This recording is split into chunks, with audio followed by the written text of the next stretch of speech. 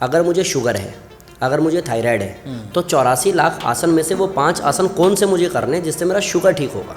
क्योंकि योग 99% प्रैक्टिकल है और 1% थ्योरी है। और मैंने जो पिछले 10 सालों में लोगों को ठीक किया है योग से, वो प्रैक्टिकली ठीक किया है, सिर्फ थ्योरी के बेस पे नहीं किया है। और इससे अनुलोम विलोम से आप कहते हैं कैंसर भी ठीक हो सकता है? हाँ, मैं हमेशा ये कहता हूँ, अगर आपका रेडिएशन चल रहा है, आपका कीमो चल रहा है, आप चलने दो। मैं कभी नहीं कहूँगा बंद कर दो, इससे आप जल्दी मर जाओगे, क्योंकि भाई आपके पास दूसरा ऑप्शन भी तो नहीं है ना। आप उसको चलने दो, उसके साथ में आप अनुलोम विलोम करो। ये सपोर्ट करेगा। हाँ, अपने ब्रेन का इस्तेमाल करेंगे, इसको नूरिश करेंगे, इसको नर्चर करेंगे योग के माध्यम से, तो वो बेहतर तरीके से अपनी ज़िंदगी को जी पाएंगे। और ऐसे बहुत सारे उदाहरण हैं, लाइक युवराज सिंह। कैंसर की ऐसे पॉइंट, ऐसे स्टेज पे जाने के बाद उसने कमबैक किया। क्यों? कि उसने कैंसर को कभी ऐसा माना ही नहीं कि वो सब मर जाएगा। वो उसको लगा ठीक है भैया, पसीना बहाएंगे, कोई टेंशन नहीं। गेम माइंडसेट का था। डेफिनेटली है ना? तो 3 महीने से ज़्यादा टाइम नहीं है। वो मेरे पास आई तो कहती हैं बेटा मैं मर जाऊंगी, डॉक्टर ने बोला 3 महीने। रो रही थी। मैंने कहा माता जी रोना नहीं है, 1 महीने में ठीक हो जाओगे आप। एंड लिटरली उसके बाद में उन्होंने बाउंस बैक किया। आज 1.5 साल से ज़्यादा टाइम हो गया है, वो इंसान जिंदा है और स्वस्थ है। ये 15 मिनट 30 दिन आप करो, और अगर आपकी लाइफ में मेंटल लेवल पे ट्रांसफॉर्म नहीं आता है, अगर आपका स्ट्रेस पे काम नहीं होता है, अगर आपका फोकस अच्छा नहीं होता है, तो इस पॉडकास्ट में आप कमेंट कर देना कि सर आप झूठ बोलते हैं। बहुत बढ़िया, क्या बात है। इसको कहते हैं गारंटी, इसको कहते हैं कन्विक्शन। हेलो दोस्तों, गोप्टा टॉक्स ग्रोथ माइंडसेट मास्टरी में आपका स्वागत है। इस एपिसोड में मैं आपको मिलवाने वाला हूँ एक ऐसी हस्ती से जिन्होंने पूरी दुनिया भर में योग का परचम लहराया है, और इनके इतने फॉलोअर्स हैं पूरी दुनिया में जो ये योग करने का एक आसान सहज तरीका बताते हैं कि इनके पूरे दुनिया में फॉलोअर्स हैं। अगर मैं इनके बारे में बताना शुरू करूं तो शायद जितना टाइम हमारे इस पॉडकास्ट का है शायद सारा निकल जाए। तो इनसे बात करते करते ही निकलेगा इनके बारे में बहुत कुछ। इनका नाम आप सबने सुना हुआ है, श्री मनमोहन योगी जी। अंतर्राष्ट्रीय विश्वविख्यात गुरु हैं ये योगा के। और ताज्जुब की बात यह है कि इतनी कम उम्र में जब आप इनसे मिलेंगे, इनसे मुखातिब होंगे, तो आप कहेंगे अरे ये योगा गुरु हैं। लेकिन इन्होंने इस उम्र में वो ख्याति अर्जित करी है इसलिए क्योंकि ये आप तक योग का वो पहलू पहुंचा रहे हैं जिसे आप अपने जीवन में इस्तेमाल कर सकते हैं।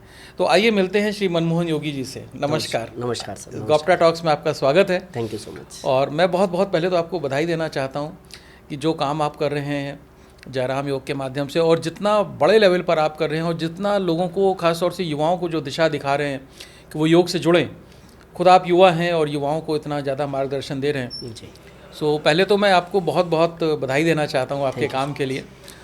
और आपसे जानना चाहता हूँ, देखिए समाज में हम लोगों के मन में, चाहे युवा हो, चाहे हमारी उम्र का व्यक्ति हो या बच्चे हों, हर उम्र के लोगों को योग की ज़रूरत है। लेकिन बहुत सारी भ्रांतियां हैं, बहुत सारे विचार हैं उससे जुड़े हुए मन में। कोई कहता है योग एक्सरसाइज है, कोई कहता है योग प्राणायाम है, कोई कहता है सांस लेने की तकनीक है, कोई कहता है ईश्वर से जुड़ाव है। अलग अलग तरीके से लोग देखते हैं। सो मैं आपसे जानना चाहूँगा अपनी बातचीत के शुरुआत में कि आप योग को किस तरह देखते हैं, और ये एक आम आदमी इसको किस तरीके से देखे और कैसे उसका इस्तेमाल रोज़मर्रा के जीवन में कर सकता है और कहाँ कहाँ इस्तेमाल कर सकता है। तो शुरुआत करते पहले कि योग है क्या आपकी नज़र में? Sure. Thank you so much sir, मेरे को बुलाने के लिए और इतना अच्छा इंट्रोडक्शन देने के लिए। आप डिज़र्व करते हैं। Thank you so much. मैं बताऊं कि पहले मोटा मोटा हमें समझना पड़ेगा कि एक्चुअल योग मतलब क्या। तो योग के 8 अंग महर्षि पतंजलि जी ने बताए। हाँ जी। यम, नियम, आसन, प्राणायाम, प्रत्याहार, धारणा, ध्यान, समाधि। अब हमें ये सब पता नहीं है, हमें इन सब से मतलब नहीं है, बस ये जानना है कि मेरे मतलब का इसमें क्या है। तो जो हम लोगों ने ज़मीनी स्तर पे जाना, देखा, सीखा और जिससे बीमारियां ठीक की, वो है आसन और प्राणायाम जी। इसमें और भी है, जैसे मैंने बोला ना, यम, नियम, आसन, प्राणायाम, प्रत्याहार, धारणा, ध्यान, समाधि। अब समाधि तो आपको लगानी नहीं, समाधि तो मेरे को लगानी नहीं, तो मेरे को उस पाथ पे जाना भी नहीं। तो आपको ये जानना है कि आसन आपको फिजिकली फिट करता है, प्राणायाम आपको मेंटली, स्पिरिचुअली, इंटरनली फिट करता है जी। तो अगर मेरे को sugar, BP, thyroid, knee pain, neck pain, back pain, ये सब से छुटकारा पाना है, तो मेरे को योग में प्राणायाम करना है। अब ये वो बात आ गई जो आपने पूछा कि एग्जैक्ट है क्या, जिससे आम इंसान जुड़ सके, कनेक्ट हो सके। क्योंकि योग जो मैंने भी सुना और सीखा और पढ़ा, वो सीखा योग आत्मा परमात्मा का मिलन। लेकिन जिसका लंग्स लिवर किडनी कमज़ोर है उसको मुझे नहीं लगता इस ज्ञान की ज़रूरत है, हाँ, उसको ठीक होने की ज़रूरत है। बिल्कुल। तो अगर उसको ठीक होना है तो वो योग है प्राणायाम, जिसको हम 8 अंगों में से एक मानते हैं। अगर आप प्राणायाम करते हो तो ठीक हो जाते हो। कुछ डेफिनेशंस मैं चाहूँगा मैं बताऊँ ताकि और क्लियर हो। जी हाँ जी। योग की एक डेफिनेशन है अथ योगा अनुशासनम। अनुशासन मतलब योग। ओके। तो जितने लोग भी अनुशासित हैं जीवन को या बिजनेस को या जिस भी प्लेटफॉर्म में उसको अगर अनुशासित होकर कर रहे हैं तो वो ऑलरेडी योग कर रहे हैं। योग की एक डेफिनेशन है योगा कर्मशु कौशलम। कर्मों की कुशलता मतलब योग। अगर आप परफेक्शन के साथ किसी भी काम को करने में महारत हासिल कर चुके हो या इच्छुक रहते हो कि जो भी करना है परफेक्शन के साथ करना है तो आप योग ही कर रहे हैं। सो एक्सरसाइज एक पार्ट है जिसको हम लोग करते हैं हेल्दी रहने के लिए।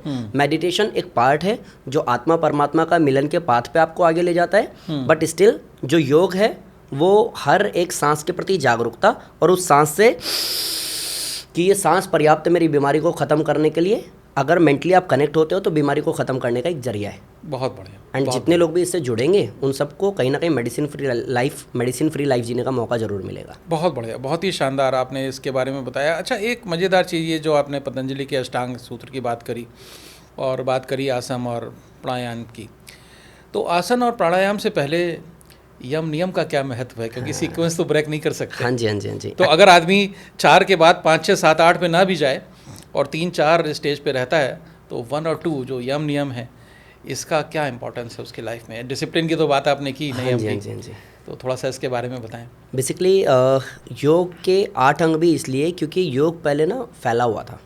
महर्षि पतंजलि ने उसको एक सूत्र में पिरोया। तो अष्टांग योग की बात हुई। शुरुआत उन्होंने कहा यम से होगा, फिर नियम पे आएंगे। यम में उनके 5 भाग हैं, नियम में भी 5 भाग हैं। यम में है अहिंसा, सत्य, अस्तेय, ब्रह्मचर्य, अपरिग्रह। और नियम में है शौच, संतोष, तप, स्वाध्याय, ईश्वर प्रणिधान। अब अगर अहिंसा आप देखोगे तो इसका अपना डेफिनेशन है। अहिंसा मतलब हिंसा ना करना, सिर्फ मारपीट से नहीं, गाली गलौज से भी, किसी को दुख ना पहुंचाना, ये पार्ट है। ये जैसे बोला ना कि अगर आप यम नियम के साथ में आगे बढ़ते हो तो आप अपनी लाइफ को, कई लोग ना योग करते हैं, हाँ कई लोग योग करते हैं वेट लॉस ट्रांसफॉर्मेशन। मतलब अगर कॉम्प्लिकेशन में ना भी जाएं और हमें लगे कि हम ओवरवेल्म्ड हो रहा है कि अरे इतना करना पड़ेगा यम नियम के बगैर, मतलब उसके बगैर भी आदमी प्राणायाम करके भी लाभ उठा सकता है। डेफिनेटली, और उठा सकता नहीं है बल्कि उठाता ही है। क्योंकि वो जो है ना अहिंसा, सत्य, अस्तेय, ब्रह्मचर्य, अपरिग्रह, और अहिंसा का अपना डेफिनेशन है, सत्य का अपना डेफिनेशन है। अब मैं उतना डीप जाऊंगा, मेरा तो लीवर किडनी कमजोर है, मुझे तो ठीक होना है ना। और बहुत प्रैक्टिकली अगर मैं बात करूं तो गिनती के कुछ आसन और कुछ प्राणायाम करके बीमारी से निकला जा सकता है। जिस दिन आपने अपनी बीमारी ठीक कर ली, अब आपको लगता है यस सर अब मैं तैयार हूँ सर, अब मेरे को कुछ नया बताइए, तो आप करो उस बात पे चलो, यम पे, नियम पे, ठीक है। और जितने भी यम नियम के बाद में, आसन प्राणायाम के बाद में प्रत्याहार, धारणा, ध्यान पे अगर जाना है, मेडिटेट करना है, आत्मा परमात्मा को जुड़ता हुआ देखना है, उसके बाद आप करो। पहले सबसे पहले वेट बढ़ा हुआ है तो वेट कम करो, चश्मा चढ़ा हुआ है तो चश्मा उतारो, बाल सफ़ेद है तो काले करो, बीमारी कोई ऐसी है जो मेडिसिन खा के दिन की शुरुआत करनी पड़ती है उससे बाहर निकलो, उसके बाद आगे की जर्नी पे चलो। वेरी नाइस, वेरी नाइस, बहुत बढ़िया। सो कई पहलू हो गए, जैसे एक पहलू हो गया अगर आपको कोई बीमारी है तो उसे आप ठीक कर सकते हैं। एक होता है कि प्रिवेंटिव योगा, कि भाई बीमारी ना हो, आप अपने आप को, शरीर को चुस्त दुरुस्त रखें। और एक होता है कि भाई आप कनेक्टिविटी विद द यूनिवर्स या समथिंग। तो आप योग का सही मायनों में एक आदमी के लिए क्या इस्तेमाल आप कहेंगे कि योग का ये पहलू समझे आदमी तो अपनी ज़िंदगी में उसको अपना सकता है और उसके इस पहलू को अपना सकता है? जैसे आपने कहा कि प्राणायाम से बहुत लोग लाभ उठाते हैं, और ये इनफैक्ट पिछले 20-25 सालों में प्राणायाम का बहुत बड़ा मूवमेंट आंदोलन चल रहा है। स्वामी रामदेव जी ने घर घर पहुंचाया अभी। जी। और हम जैसे बच्चे जो जान पाए योग को, स्वामी जी की वजह से जान पाए। हाँ, और 20 साल पहले जो उन्होंने अभियान चलाया, मुझे याद है जब वो सुबह के शिविर करते थे तो उनका एक फेवरेट कोट था, करने से होगा, करने से होगा, सोचने से नहीं होती ये चीज़ें, करने से होगा। तो बहुत अच्छा, बहुत अच्छा। तो आप क्या बोलेंगे? बेसिकली मैं ये कहूँगा कि पहले हर एक इंसान को, जितने लोग भी ये पॉडकास्ट देखेंगे, जहाँ तक भी ये जाएगा, सबसे पहले टिक मार्क करना पड़ेगा कि मुझको योग क्यों करना है। हाँ। अपनी प्रायोरिटी को डिसाइड करना पड़ेगा। अगर मुझे शुगर है, अगर मुझे थायराइड है, तो 84 लाख आसन में से वो 5 आसन कौन से मुझे करने जिससे मेरा शुगर ठीक होगा।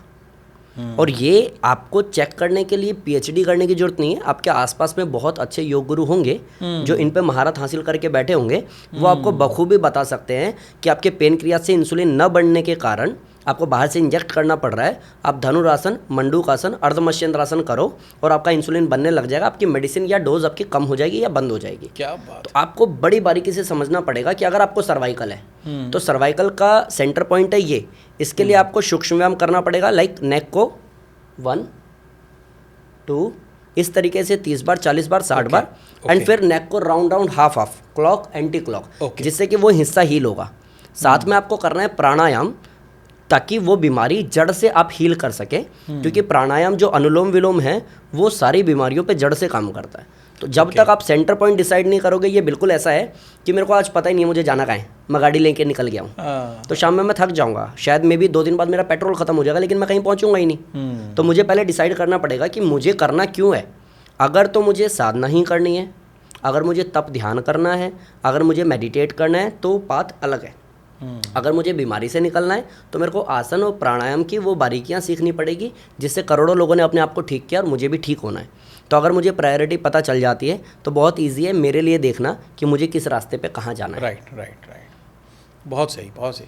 अच्छा, एक चीज़ ये देखते हैं, बहुत सारे लोगों के मन में भ्रांति रहती है जिन्होंने स्टडी नहीं किया योग को ठीक से। अक्सर मैं लोगों से बात करता हूँ, लोग कहते हैं कि प्राणायाम इज़ अनुलोम विलोम, वो उसी को प्राणायाम समझते हैं, जबकि उसकी एक पूरी सीक्वेंस है कि पहले क्या होगा, बाद में क्या होगा, कब भ्रामरी आएगा, कब कपालभाति आएगा, कब वो गिराएगा, तो अंत कहाँ पर होगा।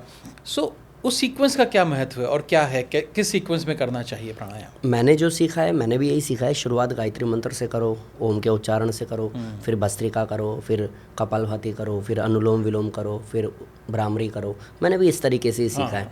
बट मैंने जो 10 साल में एक्सपीरियंस किया वो थोड़ा सा अलग है।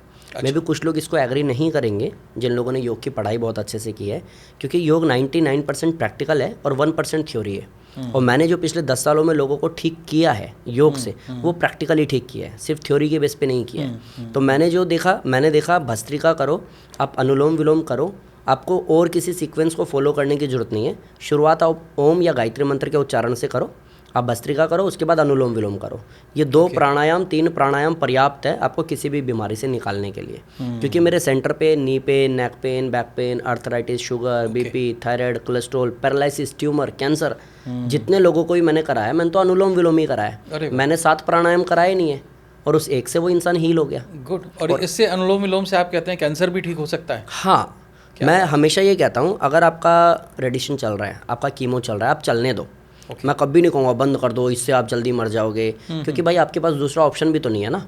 आप उसको चलने दो, उसके साथ में आप अनुलोम विलोम करो, ये सपोर्ट करेगा। हाँ, तो जो आपको कीमो में शरीर को टूट जाने वाली स्थिति आती है ना, जिस समय आपके बाल उड़ जाते हैं, जिस समय आपका मोरल डाउन हो जाता है, उस समय भी अनुलोम विलोम आपको ये बोलेगा कि yes I can do it, हो जाएगा। और ऐसे बहुत सारे उदाहरण हैं। लाइक युवराज सिंह, कैंसर की ऐसे पॉइंट, ऐसे स्टेज पे जाने के बाद उसने कमबैक किया। क्यों? कि उसने कैंसर को कभी ऐसा माना ही नहीं कि वो सब मर जाएगा। वो उसको लगा ठीक है भैया, पसीना बहाएंगे, कोई टेंशन नहीं। गेम माइंडसेट का था। डेफिनेटली है ना? तो वो आपको बिल्कुल विजन क्लियर रखना पड़ेगा। आपको बीमारी कोई सी भी है, साथ में अनुलोम विलोम करना पड़ेगा। तो अगर बीमारी में 3 महीने में आप मरने वाले हो, तो अनुलोम विलोम एज अ सपोर्टिंग सिस्टम इतनी आपको हेल्प करेगा कि एटलीस्ट 6-7 महीने का आपको टाइम मिलेगा, ताकि आपका बॉडी रिकवर कर पाए। ट्रू। माइंडसेट का बहुत फ़र्क पड़ता है दोस्तों। मैं एक छोटा सा एक्सपीरियंस शेयर करता हूँ अपनी लाइफ का। 3 साल पहले मेरी एक बड़ी मेजर सर्जरी हुई, जानलेवा। मैं उसके बाद रिकवरी रूम के बजाय आईसीयू में मैंने अपने आप को पाया। और मुझे ये तो नहीं पता था कि क्या हुआ अंदर ऑपरेशन थिएटर में, लेकिन जब मैं बाहर निकल कर के आया तो मैंने पाया कि मैं आईसीयू में हूँ। आइडियली मुझे होना चाहिए था रिकवरी रूम में। सो कुछ तो समझ में आया कि कुछ तो हुआ होगा गड़बड़। उस वक्त माइंडसेट का बहुत काम आया, क्योंकि मैंने अपने आप को ऐसा फील किया, बिकॉज मैं इन टेक्निक्स को सीखा हुआ हूँ। मैंने अपने आप को ये फील किया कि मैं इस बॉडी से अलग अपने आप को स्थित किया, और ये फील करना शुरू किया कि ये जो शरीर है ये हील हो रहा है। मतलब जो होना था वो हो चुका अंदर ऑपरेशन थिएटर में, अब ये हील हो रहा है। माइंडसेट का बहुत फ़र्क पड़ता है। जैसा योगी जी ने बोला कि युवराज सिंह ने कभी ये सोचा ही नहीं कि मैं रिकवर नहीं कर रहा हूँ। इस माइंडसेट का बहुत फ़र्क पड़ता है। और मैंने ये देखा कि मैं उस आईसीयू से मात्र 2 दिन में बाहर निकल आया। बाद में मुझे पता चला क्या क्या हुआ था अंदर। और तो माइंडसेट का बहुत ज़्यादा फ़र्क है, इसको हमेशा ध्यान रखें। जैसा कि योगी जी ने बिल्कुल सही कहा कि गोल भी बनाएं कि योग कर रहे हैं तो क्यों कर रहे हैं, उसका रिज़ल्ट क्या चाहते हैं आप। शॉर्ट टर्म रिज़ल्ट क्या है, मीडियम टर्म रिज़ल्ट क्या है, लॉन्ग टर्म रिज़ल्ट क्या है, ये जानना बहुत ज़रूरी है।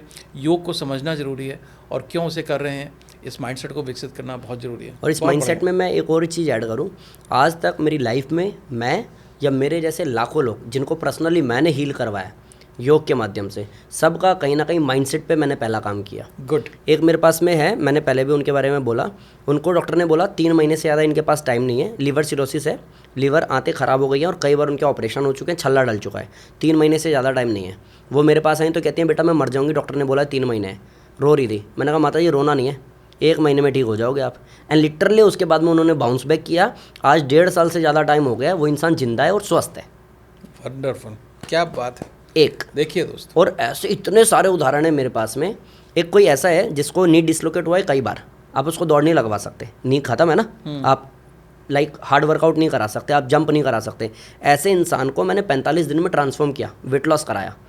मैंने कहा मैम टेंशन मत लो आप, मैं आपको सूक्ष्म व्यायाम कराऊंगा, आपका घुटना ठीक हो जाएगा, बाकी जितना बोल रहा हूँ उतना करो, रिजल्ट मैं आपको दूंगा। माइंडसेट सब पे मैंने जितने लोगों को मैंने चेंज कराया ना, सबके माइंडसेट पे। इवन ऐसे लोग भी हैं जिन लोगों ने सुसाइड अटेम्प्ट किया, हाथ काट रखे हैं, निशान पड़े हुए हैं, उनको मैंने इतना बोलना कि देख कोशिश कर ली ना, मर के नहीं मर पाया ना, अब जैसा कह रहा हूँ वैसा कर, देख मैं दिखाता हूँ तेरी लाइफ कैसे चेंज होती है। एंड बाद में उस इंसान को जिसने सुसाइड अटेम्प्ट किया, उसको मैंने योगा टीचर बनाया और उसने लाखों लोगों की ज़िंदगी क्या बदली। बात है। ऐसे तो बड़े सारे उदाहरण हैं कि अगर माइंड पे काम हो जाए तो लाइफ चेंज हो क्या जाएगी। बात है। तो आप खुद युवा हैं और युवाओं के माइंडसेट पे भी ज़रूर काम करते होंगे। जैसे स्टूडेंट्स हैं, स्टूडेंट्स का सबसे बड़ा चैलेंज स्ट्रेस, एग्ज़ाम क्रैक करना। और स्टूडेंट अपनी पढ़ाई के दौरान, चाहे वो नॉर्मल पढ़ाई कर रहा हो, चाहे ग्रेजुएशन, अंडर ग्रेजुएशन, या जो भी नॉर्मल स्ट्रेस होता है, नॉर्मल एग्ज़ाम क्रैक करना, और एक होता है कॉम्पिटिटिव एग्ज़ाम क्रैक करना, इन दोनों के स्ट्रेस को किस तरह से हैंडल कर सकता है योग के माध्यम से? देखिए पहली चीज़ मेरे को ये समझना पड़ेगा कि जिसकी वजह से मुझे स्ट्रेस हो रहा है, जिसकी वजह से मुझे एंजाइटी हो रहा है, जिसकी वजह से मुझे डिप्रेशन हो रहा है, जिसकी वजह से मैं सुसाइड अटेम्प्ट करने की सोच रहा हूँ या मैंने ट्राई कर लिया है, क्या वही सारी सिचुएशन पार करके कोई टॉप पे नहीं बैठा है? अगर मुझे जवाब मिलता है कि हाँ कोई तो ऐसा है ना जो मेरे से पहले इस सिचुएशन से लड़ा भी है और निकला भी है, तो निकल तो मैं भी जाऊँगा।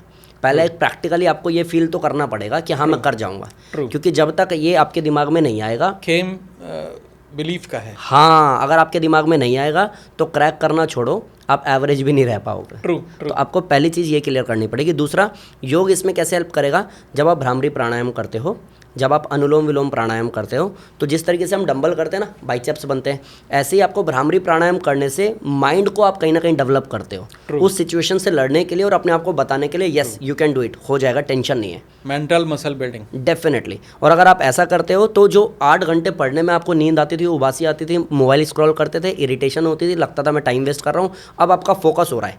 आप 4 घंटे भी पढ़ रहे हो तो ईमानदारी से पढ़ रहे हो, प्लस पढ़ता हुआ आपको याद रह जा रहा है कि आपको लग रहा है फाइनली योग ने काम करना शुरू कर दिया है। फोकस पर भी काम हाँ, हो गया, अपने आप ही। कंसंट्रेशन पे काम हो गया। आपके माइंड पे, आपके सेल्स पे, आपके हार्मोन्स पे, आपके इंटरनल बॉडी पे, आपकी एनर्जी पे, आपकी पॉजिटिविटी पे, सब पे काम होगा ओवरऑल, और उसका जो आउटपुट आएगा वो यही आएगा। दूसरा कहता है मैं 9-9 घंटे दिन में पढ़ता हूँ, बट वो बातचीत नहीं आ रही। एक कह रहा है मैं 4 घंटे पढ़ता हूँ, 3 घंटे खेलता हूँ, 2 घंटे मस्त सोता भी हूँ, लेकिन मैं पढ़ता हूँ तो पूरी ईमानदारी से पढ़ता हूँ। वंडरफुल। तो आप इस तरीके से अनुलोम विलोम के थ्रू अपने माइंड पे कंट्रोल कर सकते हो कि जो आपने पढ़ा है आपको याद भी है, और जितना आप फोकस चाहते थे उतना कर भी पा रहे हो।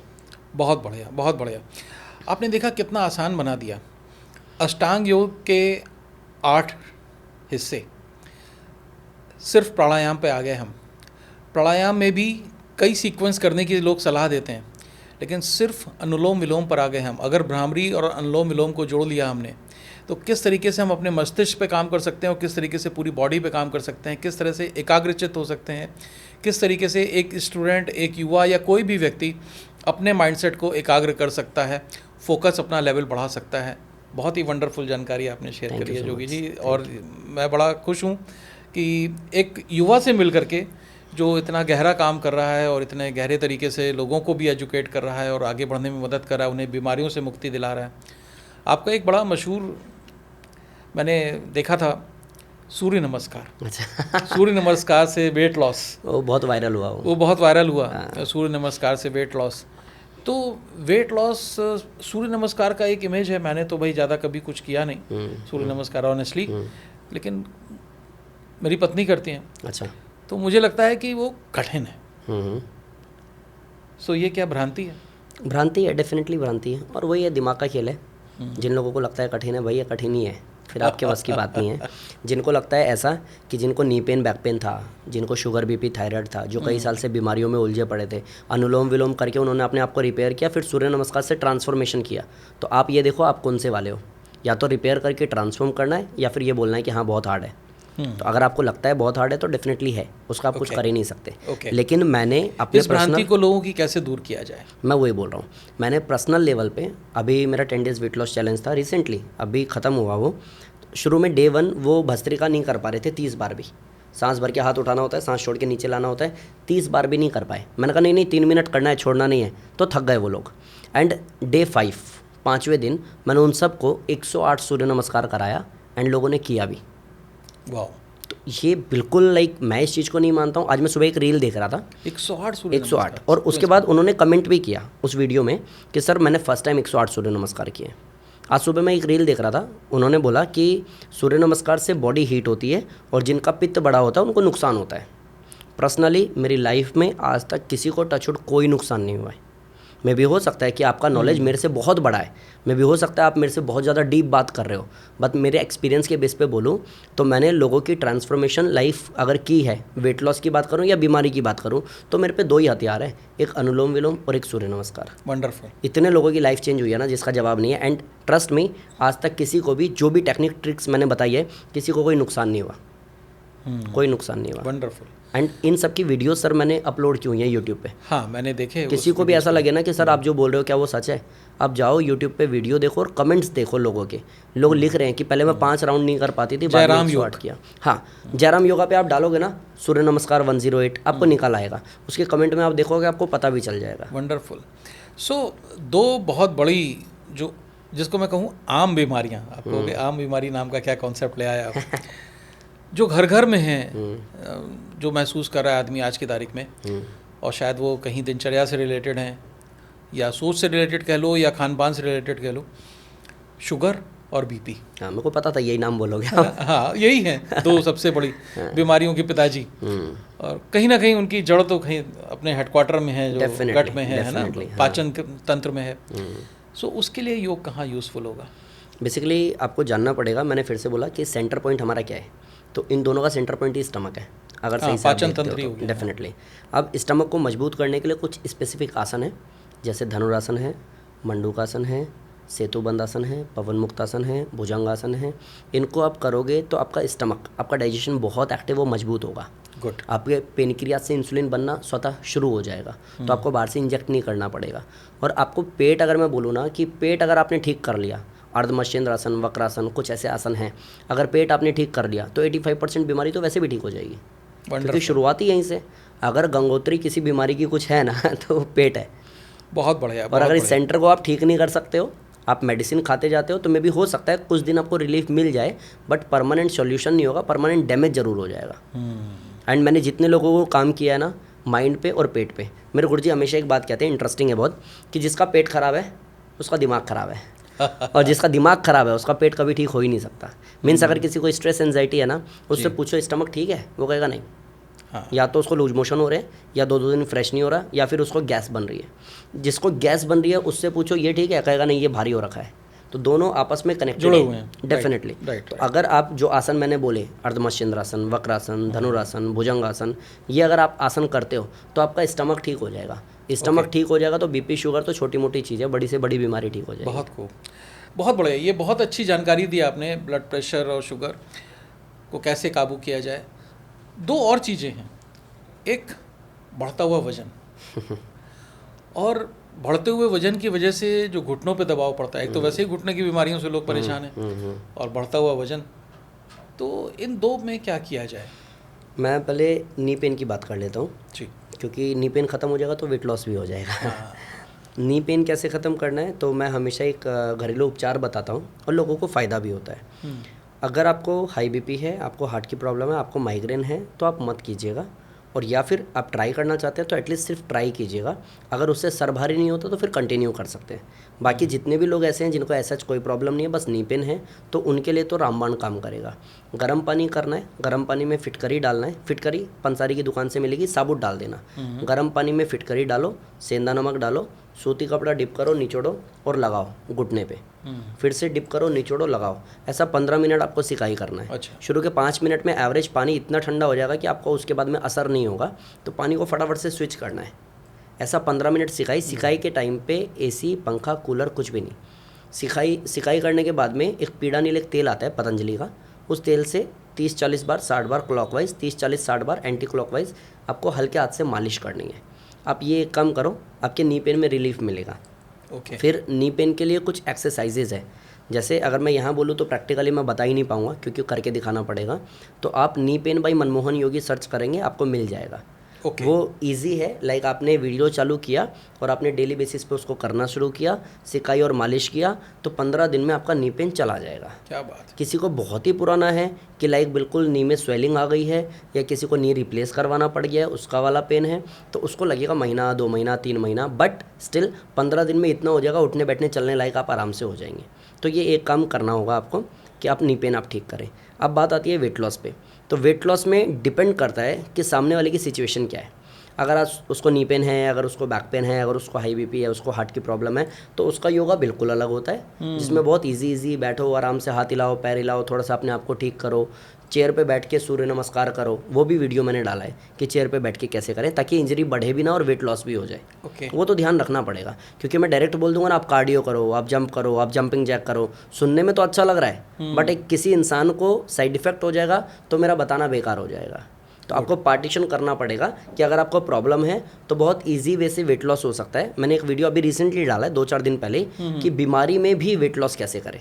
अरे वाह। अगर कोई बीमार है, कोई परेशान है, तो बिना किसी इंजरी के एक सेफ जोन में रहते हुए वेट लॉस कर सकते हो। बहुत बढ़िया। अगर आपको हार्ड करना है, आप हार्ड कर सकते हो। आप यंग एज हो, आपको कोई दिक्कत नहीं, आपको कोई मेडिसिन नहीं चल रही, तो आप सूर्य नमस्कार बाई मनमोहन योगी सर्च करो, मैक्सिमम राउंड्स ऑफ सूर्य नमस्कार करो। आपको दुनिया का कोई दूसरा काम करने की जरूरत नहीं है, वेट लॉस हो जाएगा, बॉडी ट्रांसफॉर्म हो जाएगा। बहुत बढ़िया, बहुत बढ़िया। Thank you so much.